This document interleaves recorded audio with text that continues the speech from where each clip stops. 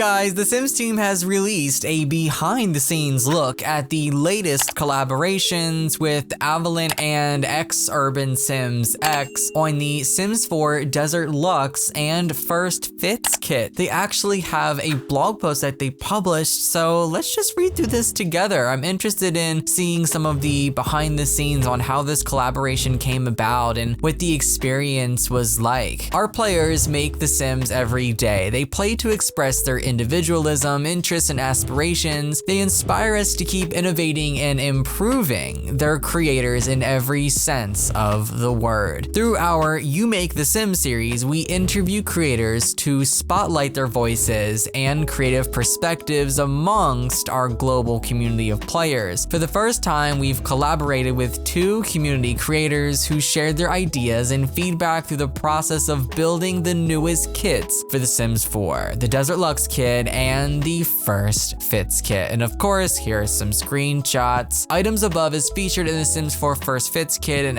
Urban Sims X, Sim Self, and Sim Children. So there's Jen in the background. Also, you can see in the little picture too, like that is just adorable. Say Sul to Urban Sims X and Avalon. Jen, who goes by Urban Sims X on YouTube, films the Sims 4 gameplay videos with intricate backstories for her Sims, which made her a great community candidate to consult on the Sims 4 First Fits kit. Rosa, known across the Sims community as Avalon, creates the Sims 4 speed build content on YouTube, and she offered up her building expertise to further shape the Sims 4 Desert Luxe kit.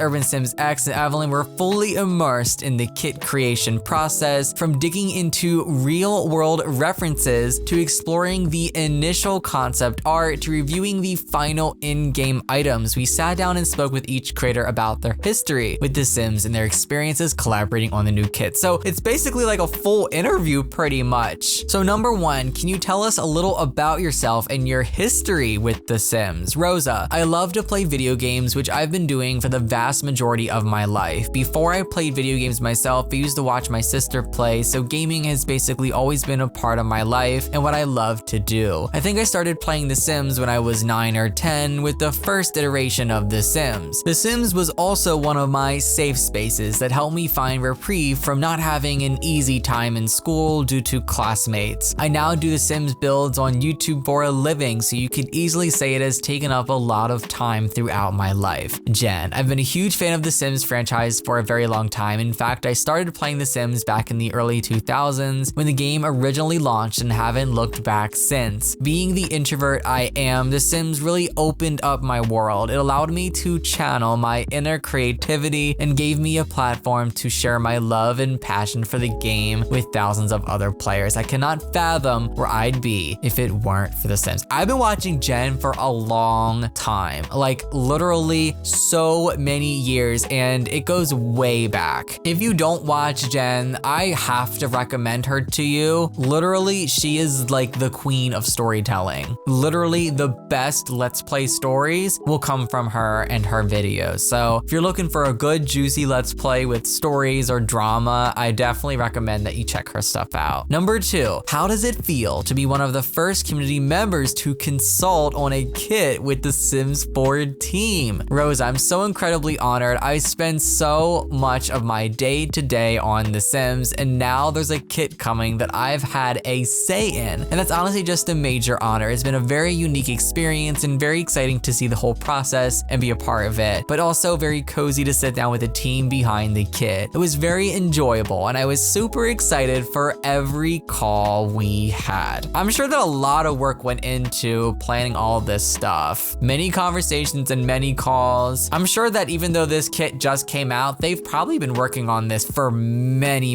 months. I wouldn't be surprised if they were even in talks for this, like as far back as spring or maybe even winter. Like, these things do take a long time to plan, especially when collaborations are involved, but it's nice to see them working with game changers in this way. Jen, it feels surreal. If you told my younger self one day I'd be consulting with the Sims team on a kit for the game, I wouldn't have believed you. It's an absolute honor and a dream come true. Number 3, can you describe the kit you collaborated on and what is special about it? Rosa, it's a luxury kit kit with desert feels that fits perfectly in expensive homes and in high-end spa settings. The items are made with natural materials, so some can also fit in bohemian settings as well. It has a very natural and lavish feel to it. It's all very sleek. I think the items turned out beautiful and also very unique. The kit definitely has its own vibe compared to many other packs made for the game so far. Jen, what makes this kit so special is that it's the first of its kind. It specifically focuses on kids clothing that is both fun and fashionable, while simultaneously offering a nice variety of pieces that players will be able to use over and over again, while integrating perfectly with other existing items in CAS. She's definitely not wrong here. The children are neglected with clothes, the children and the toddlers, at least in my opinion, so it is nice to see more stuff coming for them. Number 4, what are some of your favorite items that you helped to collaborate on in this kit? I would have to mention the 3-seater couch, which I was very adamant that we needed in the kit, so we'd end up with a full set. It adds diversity to the kit, so you can use it in more settings than just for outdoor use. The chair is probably also one of my favorite items. It ended up looking so luxe and nice. And I know there are a couple of items other builders are going to have a lot of fun with in particular, such as the awning and the squared table, which you can stack, and don't worry, it looks